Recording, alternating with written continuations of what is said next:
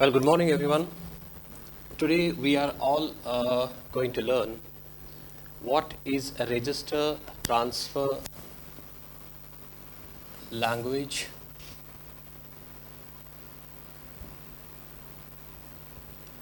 and micro operations.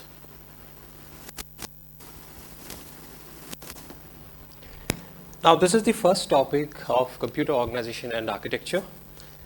Before we talk about what lies within our hardware, I think we should start from the very basic element, and that is nothing but the register. Now, there are two ways of teaching this subject. One is, number one, either we can use a top-down approach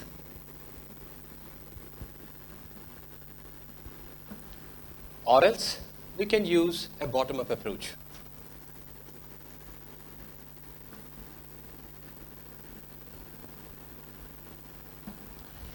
Now, as far as top-down approach is concerned, I have seen many books talking about first the instruction sets, then discussing about assemblers, then machine codes, and the relevant hardware.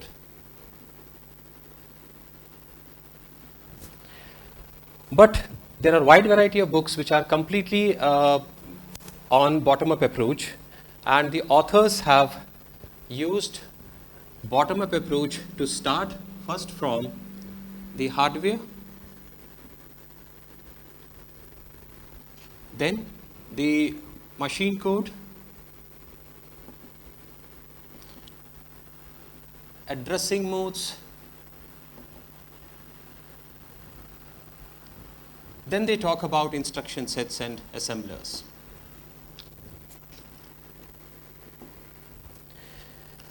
Now, as far as my strategy is concerned, I think it is better to start by making use of bottom-up approach, because I have found bottom-up approach it's very easy for students to understand. Now, when we talk about bottom-up approach, we need to start from the very basic element of the hardware. Okay. So, we'll start from register transfer language and micro operation, which says that the smallest component or the smallest element of a computer hardware is nothing but a register. Okay. For example, I would like to draw here the internal details of a very basic central processing unit. In our first year, we have talked about what exactly a computer is. A computer is nothing but a data processing machine. A data processing machine. Now, we also know that the central processing unit is responsible for handling the data, processing the data, and it processes based upon the instructions supplied to it. Okay. So let us draw the basic structure of a central processing unit. So we have a big box, but within that box, what lies? If we see the internal structure, it contains one internal bus,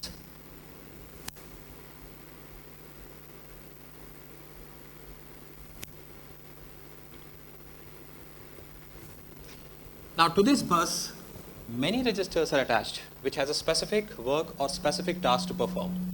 For example, we have here a register called as PC, then I have a register called MAR, then I have a register called as MDR, then I have here towards the right side of the bus set of registers. I call these registers as R1, R2, dash dash, Rn minus 1, or Rn because I am starting from 1. Okay. Now also there is one important component or important section of this central processing unit, that is I have a register IR. Now this IR is connected to IDR. Now these IDR generates multiple control signals. So in our first year, we have learned that a computer system comprises of three important hardware components. So one is called as central processing unit. Another is called as the memory, because without memory the computer cannot perform task properly. And third one is the input output. When we combine all these and allow all these sections to interact with each other through a common bus mechanism, we connect them like this.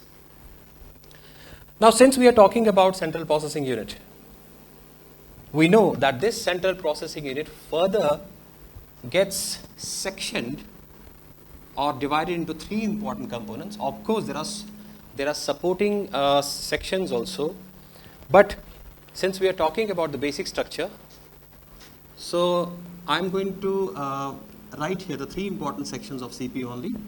So one section is called as the register section, register.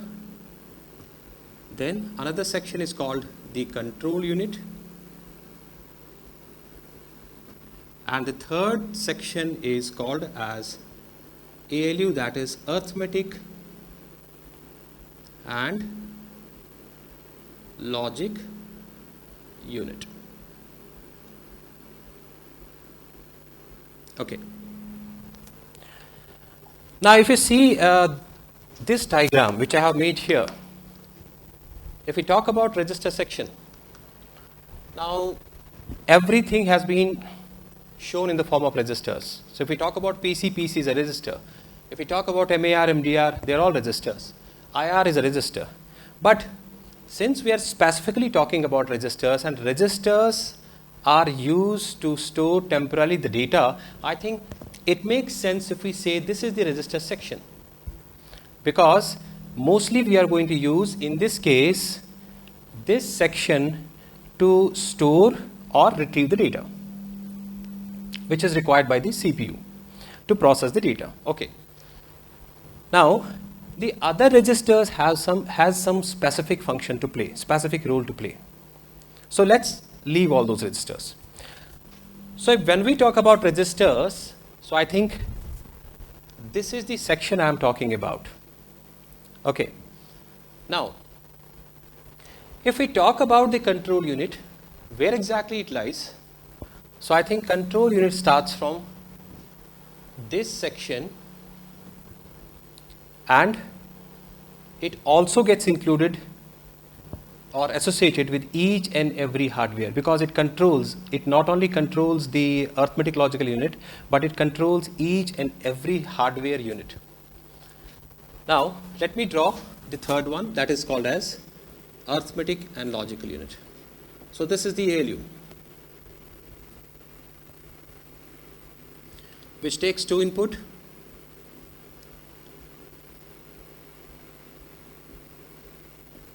and which gives us the output. So this register is used to temporarily hold one data, and then another data is also transferred. Both are added, subtracted depending upon the type of operation, and then the result is transferred through some register which is the part of this ALU section to this.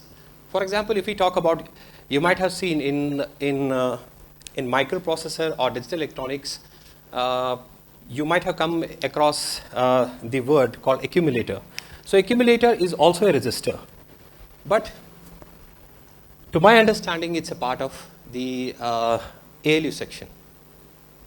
So when we transfer the data to accumulator, so that means we are storing temporarily one portion of the data, then we need another portion of one data, then we need another data, so that it gets fed into ALU, and ALU does its own operation and it gets transferred to the required destination either in R1 or in R2 or in Rn. Okay. Now this ALU also is controlled with so many control signals depending upon the type of signal it gets. For example, I may say that one signal is called as add, the another signal is called as subtract. Now who generates this signal? It is basically the control section which is responsible to generate the signals, and all these signals are connected either to ALU or to different parts of the register. Okay. Now, so we have covered registers, control unit, and arithmetic and logic unit. If you see that each and every section is talking about register. So let us start from the bottom-up approach and see what exactly a register is.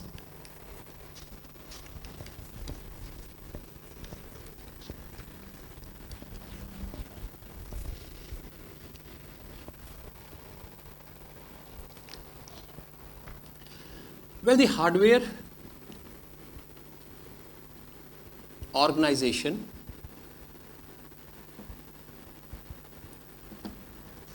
of a digital computer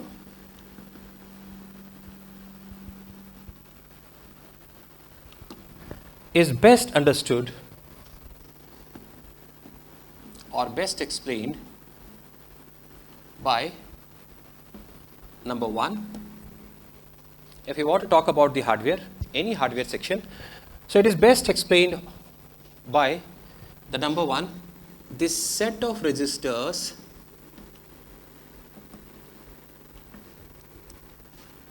it has and their function.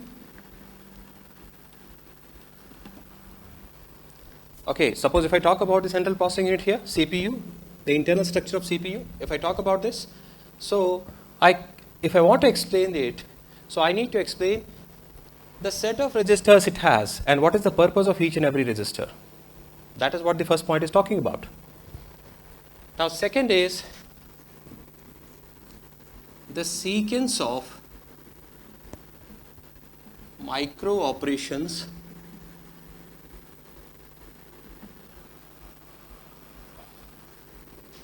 it performs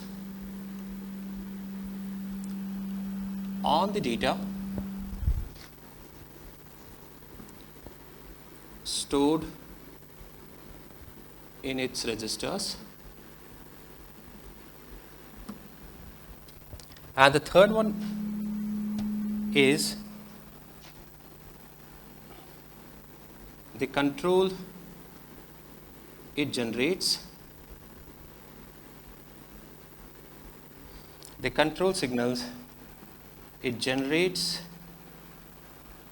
for those sequence of operations.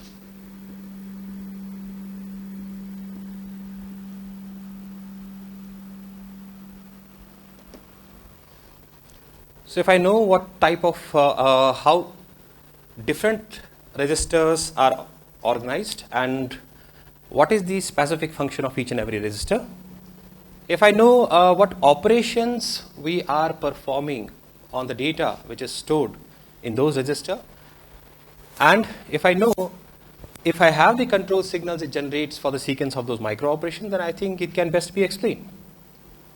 Okay. The hardware organization can be explained. Okay.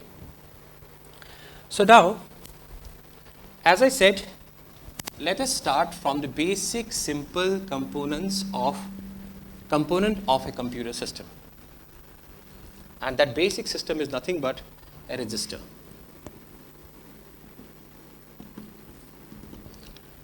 Every computer system has a register. So let's talk about the central processing unit. We have MAR. So what is it? MAR, it stands for memory address register. Similarly, if I want to talk about the other registers, I have one more register called as PC. I call this as program counter. Now, if I want to talk about MDR, this is nothing but memory data register. Similarly, R1 to Rn, they are also registers with some specific purpose. So what is the purpose? The purpose is to hold the data, store the data, or provide the data. Now if we say every register has a name, every register has a name. So that means if I want to represent my register like this, it should carry some name. So let me assign a name to it. The name is R1, R2, R3, R5, MAR, PC, anything.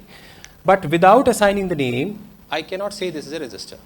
So I need some symbolic language to describe the what is happening in the register, or to tell what is the name of the register. So here R1, I am having one register R1. Now this register can also be represented in this way. I can write down this register as R1. This is R1L and this is R2H. So this is the lower order bits of the register R1, and this is the higher order bits of register R1. Fine. But we are talking about register 1 only. Now there is one more way of representing this register. For example, I have a register like this, and the length of register is 16 bits. So I'll start from 0, and this is the lastmost bit. Okay. So now I can represent this register as 0, 1, 2, 3, 4, dash up to 15. So this is also R1. So these are different ways of representing or showing the register organization. Now let us take two registers.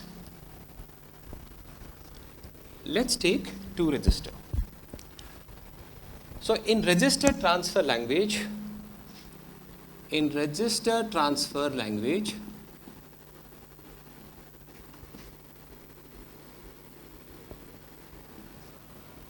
the first important task is to symbolize. Give a name to the register. Now let us take the example of two registers. For example, I have two registers. I have R1 and I have R2. R1 contains some data. R2 also contains some data. Now, what happens if I want to transfer? If I say I want to transfer the contents of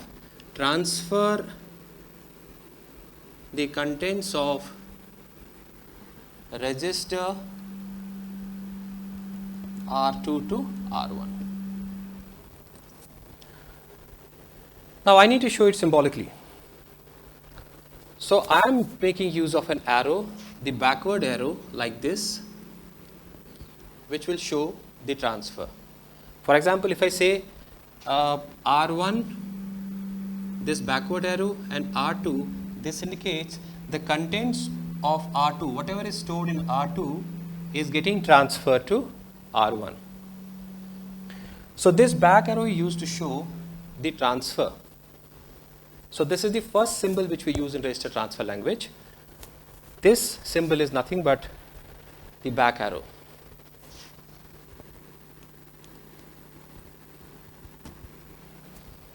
Okay.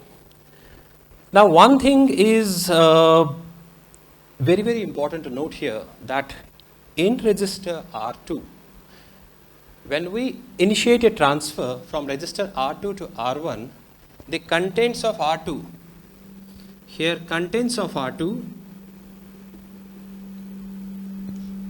remains unchanged. So this shows, or this indicates, that whenever we want to transfer the data from one register to another register, the source register contents remains same. Okay, I think I'll stop here. In my next class, I'll be talking about the different symbols, more symbols, which are used to represent register transfer language. And I'll also be covering the concepts in depth. So thank you very much for hearing my lecture.